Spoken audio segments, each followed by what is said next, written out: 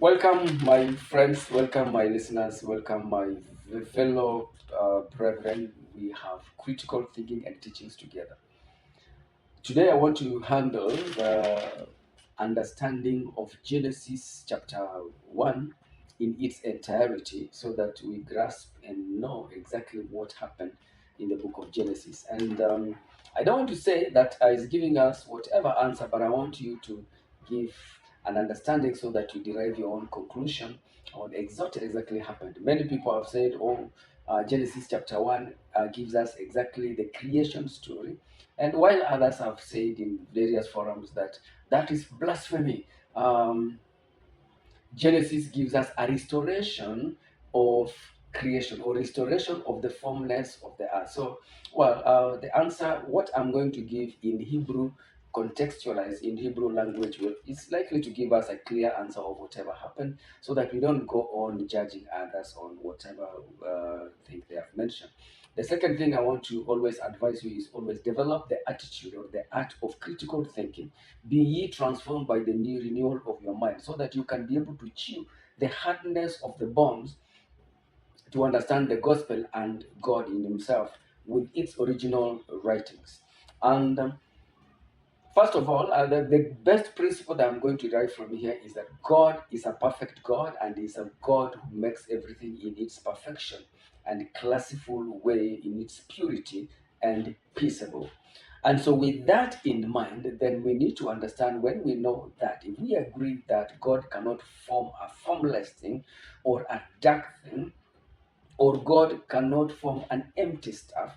By virtue of His speaking, it becomes, and it becomes with the purity it has and the holiness in Him. So, when we have that understanding, then we know exactly that the earth came out of the hands of God with the purity and perfection that it had. And so, Genesis chapter 1, verse 1 gives us exactly what happened by saying that in the beginning, God created the heavens and the earth, and that sums it up. The fact that He created the heavens and the earth actually means that does not give us a timeline, but the beginning itself does not give us a dating system, but it's simply originally, or in the summit, or in the highest of highest, beyond human reasoning, heavens and earth were created. Then verse 2 gives us what we are seeing from the purity of the earth. Now we have a formless earth which does not come from the hands of God. So something must have happened before verse 2. So the difference between the timeless between chapter verse 1 and verse 2 of Genesis chapter 1 is so massive. And I welcome you so that we look at now things as they unfold, so that we get to understand together. Let's have an open mind, critical thinking. Put a comment on the section, or your section there, and let us reason together on this. So welcome as we drive together verse by verse and the utilization of terms from the Hebrew original context. So basically, from that understanding, the word that is used in verse 2 gives us a different thing altogether from the perfection of God. The word that has been used there is tohu wabohu. Tohu wabohu is a state of chaos, the state of emptiness and lack of structure. And God, in His perfection and in His holiness, cannot create a chaotic stuff, empty and has no structure at all. That is, it has no form, and that is the term that was used there. But now we see that God, in that state, is putting things in order from verse 3, because in the beginning, when God created the heavens and the earth, it was in its perfect form. But there is something that happened within that time span, which the Bible could be telling us in the context or in its usage, so that it's for us now, with the infilling of the Spirit of God and the guidance of the Spirit of God, which Jesus said, when He, the Spirit of God, comes, He will guide you into all truth. And this is not a subject of salvation, but basically for the purpose of knowledge. And therefore, in this kind of thinking, then we know that between verse 1 and verse 2, there is a long time span. And that is why in verse 3, we are given light, which is not sun, it's not the moon, and it's not the stars, which is now giving us the sequence of events and as they occur. But that is a story for another day. The time span between verse 1 and verse 2 and whatever happened is also another story of another day, which I'm going to fill in the events that occurred in a different forum. So God began to create, to put things in shape and in order. But there are terms which have been used in Genesis that I want us to look at them very critically. For example, in verse 1, the word that has rarely been used is the word in Hebrew called bara. The word bara is exactly to create, and creation is making an origination, the formative, the original stage. When we used to make photography, the images were created in a secret dark place, so it is in the mind. And that is why John chapter 1 verse 1 says, in the beginning was the word, and the word was with God, and the word was God. That is, everything was in the thought of God. Colossians chapter 1 verse 16 says that, for by him, who Christ, were all things created in heaven and on earth, visible and invisible, whether thrones or dominions or rules or authority, all things were created through him and for him. And this creation story, Jesus being the word, then we see him in John chapter 1 verse 1 all through to 3 saying, was the word, and that we are talking about the beginning before verse 2, saying that, and the word was with God, and the word was God. The same was in the beginning with word. You will understand what I'm talking about when I explain about the terms used. The word here is the thought, the mind of God was there in the beginning, and that's why it was God. There is no difference between the person and his mind.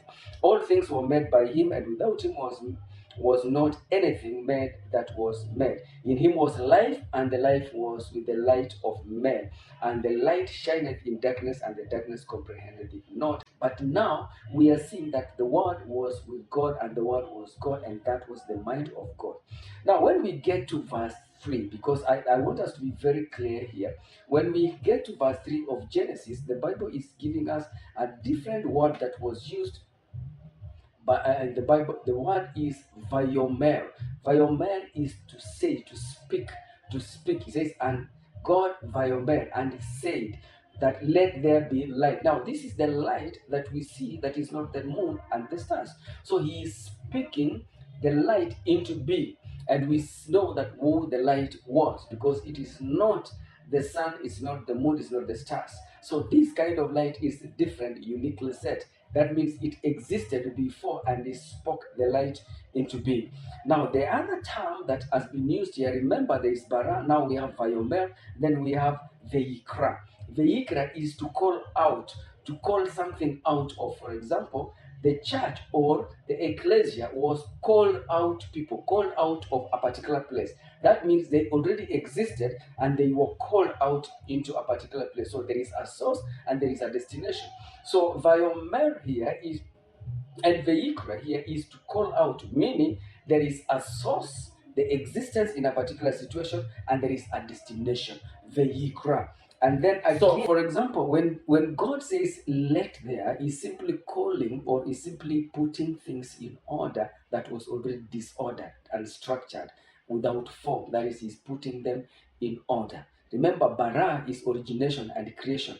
Now here we have what is Vayomer is to say, and now Vayikra is to call them out from a particular source and then speak to them. And that's why when you look at the sequence of events, is after the bara, the creation, then he says something to make it a blessing or to put it in order. So, and Vayikra is to call that which already existed, and immediately after that, you notice he says Vayomer, that is, he says it. So he says a blessing, or he says something to put it in order. Let there, that particular place, let there be. And he sets that and he puts it in order. Now, in verse 7, there is a different term that has been used, which is not bara, it's not vayomer, it's not vayikra, it is actually called vayaas. So, vayoas means to make. Remember, the other one was to create. Now we have to say, to call out, and to make. Vayoas is to make. Now, this is to do, is an order to perform an action. It is a physical function or is a physical activity. So when somebody says via us, God via us, the firmament and he divided between the waters. So God simply, you make something out of an existing material. So what God did in verse 7 is to make the firmament out of the existing material. To make it is to form, to fashion from existing material. To bara is to create something out of nothing. So in verse 7, The formation of the firmament was out of the existing material, which again, I'm not going to give you the details of the events that occurred then or whatever was used to make the firmament, but I'm simply trying to bring in the description of the word. The other time we hear the other word via us is in verse 16, where the two great lights were made. Again, as I have said, they were made out of existing material. On other verses, we hear vayikra, which is to call out, vayomer, which is to speak. Again, it's used interchangeably. So when God calls out, he speaks a blessing or he speaks order. Then when he calls things out, he speaks a blessings or he speaks an order. And that is why when you see now in verse 21, something interesting happens in verse 21. Now, in verse 21, the other creatures that were created out of nothing into being is the sea creatures. The sea creatures were Yibra, that is, he so created them from originator out of nothing. And then when we get to verse 24, okay, 22, 23, explaining everything else, verse 24, then he speaks a blessing to them to reproduce and multiply and all that according to its kind. So when Viomer is said, he speaks a blessing and order. But the bara, or which is used from the origination, is to create them out of nothing. So the sea creatures were created out of nothing. Beautiful. Now, when we get to verse 26, something very interesting happens because this is the point where you and I, man, is created. And the Bible uses, the writer uses two words which are very distinct. One is bara, and the other one is nahase. Nahase from the root word asa, which means to bring forth. So the root word asa, which means to do or to make something out of an existing material. So for this reason, when we look at the man himself, the word that is being used here, let us make, let us asa, let us nahase man out of existing material. But when we get to verse 26 is vayibra, which means let us create, and man was created. You notice that the word naase or asa is used basically with reference to existing material. But when we go to verse 27 now, the reality of it, the Bible says, and God created, that is God vayibra or God bara man in his own image and in his own likeness. We all know that God is spirit, and therefore, when he made man in his own image, that is, the original state of man was the state of the spirit. So man was made in dual state first, twice. That is, he was created in the spirit form, and then he was made as made to do physical activities using the existing material. So man has the image and likeness of God in the spirit, and then now with the earthen vessel, and that is why we have the word to make using the naasa, which is the earthen vessel, which is actually made or utilized in chapter 2. And that is why when we look at chapter 2 verse 7, the word that is used there is vayiser, which means it's a root word of asa, which is the formation from the original or existing material. Man has already been made, created in the image of God and in his likeness, which is the spirit of God. But then now here we see man formed from the existing material. And that is why when you read that verse, then it says that man was made or formed from the ground, from the dust, which was existing material, which is the earthen vessel. So from that description, then you will understand that the earth was actually restored in Genesis from verse 3 onwards through the light, where the Bible says in Colossians chapter 1, verse 16, that in him everything was formed for him and by him, both visible and invisible. But we see Genesis chapter 1, verse 1 having a pure creation of the earth, the virgin earth in this purest form. But verse 2 gives us now the condition of the earth after some event occurred. So from this analysis, then you should be able to tell exactly what happened or what is happening in Genesis chapter 1. Let me throw a ball into you. The sun and the moon and the stars actually give us the designations of the day, and of the day being the 24-hour system. So the seventh day then ceases to become the seventh day that we know, because the counting of the solar system, 24-hour system, came up much later. But the beginning of the series of creation began in chapter 1, verse 1, and the counting of days began in chapter 3. But then The literal counting of days based on the 12-hour system happened much later when the sun and the moon was created. Come to think of it, it's open to discussion, open for you. Let's explore it with critical thinking. However, it has no effect with your salvation. If you believe in the Lord Jesus Christ, you are saved. This is just for the purpose of knowledge. So, from that entire analysis, you realize that there are things that were created, things were called out of a place, as I've mentioned. And when they were called out or when they were created, God said, speaking a blessing to them or designating them particular location.